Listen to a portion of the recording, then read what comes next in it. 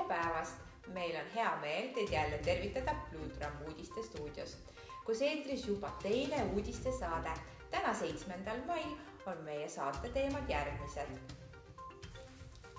Bluetram suminar, Blue Apple mängud ja Visit Estonia Later video. 13. mail kell 14.00 kuni 14.45 toimub esimene Bluetrami suminar nimega Kuidas töötaja silmadestes ära tuua.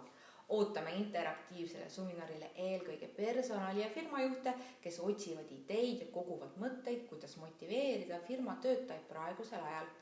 Bluetrami loovjuht Olavi Andla tutvustab ideid ja toob näite järgmistel teemadel.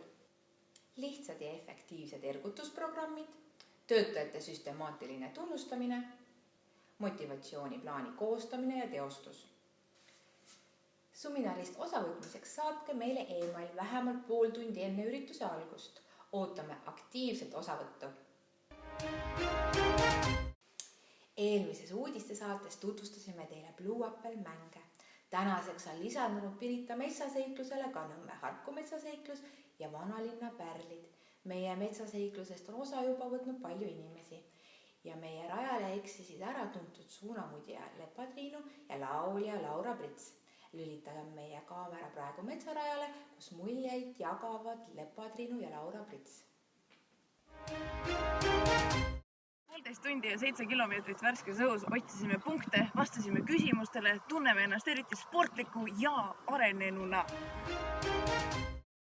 Ja lõpetuseks me tahame teile näidata ka katkendeid äsja valminud motivatsiooniklippidest, mis olid suunatud eelkõige turismitöötajatele, kes kannatamatult ootavad linna saabuvaid turiste. All these people are still found on our streets. They're waiting for you.